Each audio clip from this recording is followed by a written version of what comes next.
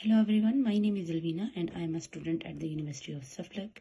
Today my topic of presentation is non-verbal communication. First of all, what is communication? So effective communication is really crucial in health and social care.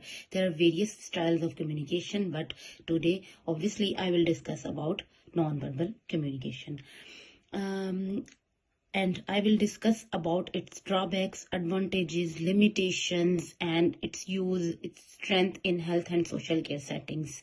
So according to the study that was published in British Journal of General Practice, they says that the patient more frequently react to the non-verbal interaction than the verbal interaction.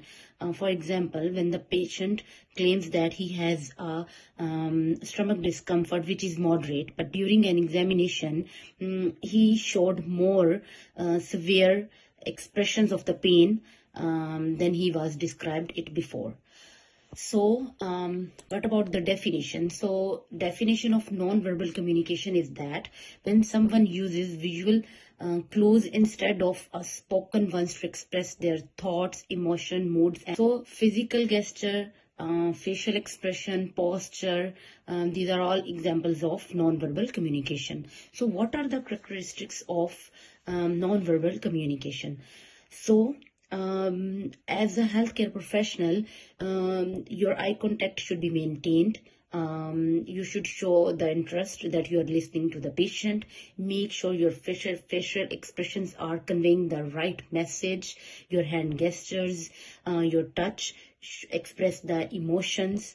And also the cultural diversity should also be keep in mind. And the other thing is that touch, personal space, which is also called the para language, show empathy and the environment. Your environment should be peaceful and well organized. Even the dressing of a healthcare professional should also be well organized. So next is I will discuss its effects in health and social care settings. So, according to the studies, 60% and 90% of social interactions include non-verbal communication. So, this method is especially useful when the patient is nervous, puzzled, unable to express his thoughts properly. So, on that time, non-verbal communication is really effective. So, what are the strengths of nonverbal communication? It helps to build the trust and comfort the relationship between the patients and the healthcare professionals. It promotes person-centered care and patients' happiness. And the other thing is that it helps the people with the proper language and hearing problems, children, elderly. So in this way, the communication gets better. It shows compassion and empathy, strength, teamwork. All the healthcare professionals, they are able to work effectively with each other. Even though it also helps identify the feelings that individual may not express properly by speaking. So non-verbal communication, it's also really helpful in this way. Like as an example, when a child gets scared before getting an injection, so it's a community nurse, it's her duty to comfort the child and cheer him up so that the child feel better. Next is challenges. What are the challenges of non-verbal communication? There are the various challenges, but mostly cultural differences is also a big limitation of this non-verbal communication. Like some people, they don't understand your facial expression, your hand gesture. Other thing is that the body language is sometimes emotional states, like some people is stressed, they're really tired, they cannot understand you, difficult to understand, that everyone cannot understand your non-verbal gestures or everything. For example, as they listen to the patient, a doctor folds when a doctor is listening to a patient and he folds his arms, and it feels like the patient feel like the doctor is not interested in his conversation. In the other hand, the doctor, maybe he's feeling cold or maybe he's tired, so that's why he folds his hand. So this is also a risk of, in other ways you can say that the challenge. So next one is application in practice. As a number one is in emotional care, a nurse should gently maintain an eye contact to an elderly patient before the surgery, so that the patient may feel some comfort, and his emotion may be maintained. The other thing is that during the pain assessment, when a physiotherapist is helping in exercising a patient, and patient is showing her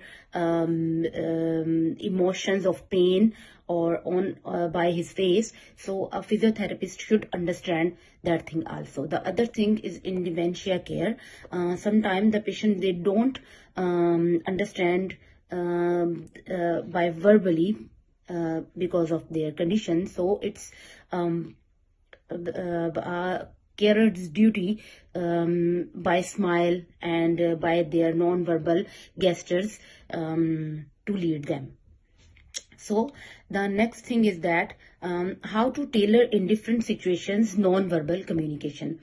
Healthcare workers should modify their communication styles in different situations. Like with the children, they should pay more attention, frequently smile, show the images, picture, and sit at the level of the child's eye contact. And the other thing is that when there is a cultural differences, so personal space is really important, some gestures are really important. And next is when the patient is disabled. So when the patient is disabled, you show them the picture, use the sign languages, boards of communication, all of these are also helpful. Other is the senior citizens. So with the senior citizens, talk slowly, maintain eye contact with them, actively listen to them. And next is the improvement, how to improve non-verbal communication in healthcare settings. So there are some strategies. Number one is participate in the training. There are different trainings. A healthcare professional should participate in that trainings, engage in active listening, do more practice, pay more attention on your behavior, respect others' cultures. Your voice tone is really important. Be aware of the body language, your proper eye contact. Keep a steady, composed, and respectful tone when responding to the inquiries to a patient.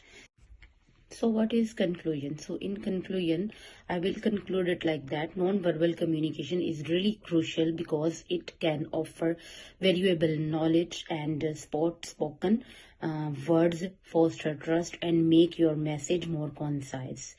The other things that it enhance patient safety, trust, and satisfaction. It also helpful in stressful situations. The other thing is that healthcare providers are able to communicate and provide a high quality healthcare when they are aware of advantages and drawbacks of non-verbal communication. It also improves the communication between patient and the healthcare professionals. Thank you so much.